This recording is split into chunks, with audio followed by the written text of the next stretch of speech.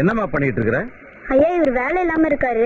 வேலை கிடைக்கணுங்கிறதுக்காக 108 தேங்காய் உடைச்சு வேண்டுதல் நடத்தினா வேலை கிடைக்கும். நாங்க இந்த பாத்தியாமா, இந்த கோயில்ல பரம்பரையா உட்கார்ந்து இருக்காங்களே பிச்சைக்காரங்க, அவங்க காலையில நட திறந்ததுல இருந்து நட மூடுற வரைக்கும் அந்த கடவுள் பேரு சொல்லிக்கிட்டு பிச்சைக்காரங்களாவே வாழ்ந்துகிட்டு இருக்காங்க.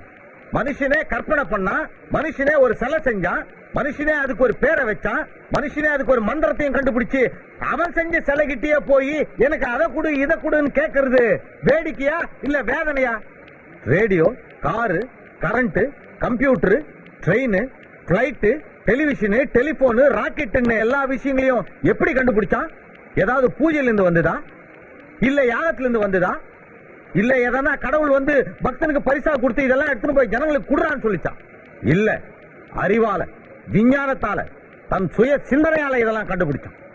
சிலை செய்யறது, கும்பாபிஷேகம் நடத்துறது, அதுக்கு காவடி தூக்குறது, அந்த சாமி பழசா போச்சுன்னா புது சாமியை உருவாக்குறது. இப்படி சாமியை உருவாக்கிக்கிட்டே 2000 வருஷமா இருந்தோமே, ஏதாவது முன்னேறணுமா? ஒரு பிடி விதை நெல்லை எடுங்க, அந்த விதை நெல்லை எடுத்து பாறை மேல மண் இல்லாம தண்ணி இல்லாம போட்டு பெரிய பூஜாரிங்க வேத மந்திரம் சொல்லட்டும், பெரிய பாதிரியாருங்க பைபிளை படிக்கட்டும், மௌலானா குரானை ஓதட்டும், தண்ணி இல்லாம மண் இல்லாம அந்த கல்லு மேல இருக்கிற விதை முளைக்குமா? ஆனா அதே விதை நெல்லை எங்கிட்ட கொடுங்க, அதை எடுத்து நான் கடவுள் இல்லன்னு சொல்லி மண்ல போடுறேன், கடவுள் இல்ல அப்படின்னு தண்ணியை ஊத்துறேன், அது முளைக்குமே? இதுல இருந்தே தெரியல உங்களுக்கு கடவுளால எதுவுமே முடியாது, எதுவுமே தர முடியாத, இல்லவே இல்லாத கடவுளுக்காக நாம எவ்வளவு பொருளையும் பணத்தையும் நேரத்தையும் உழைப்பையும் வீணாக்கிட்டு இருக்கோம்.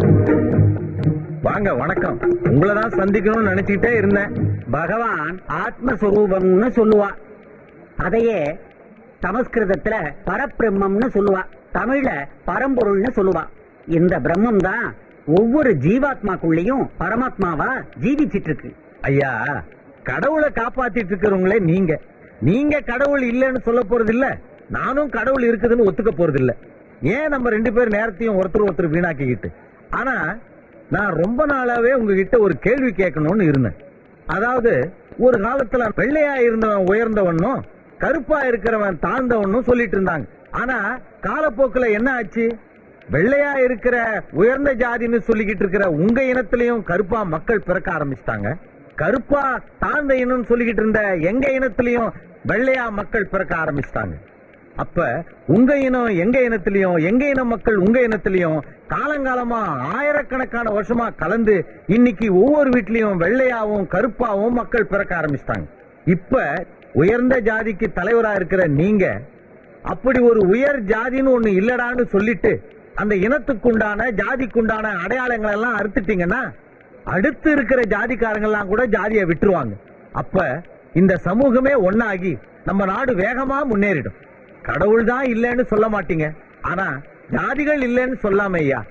இது காலம் காலமா நமது பெரியவாழ்லாம் கடைபிடிச்சிட்டு வர ஆச்சார அனுஷ்டானங்கள்.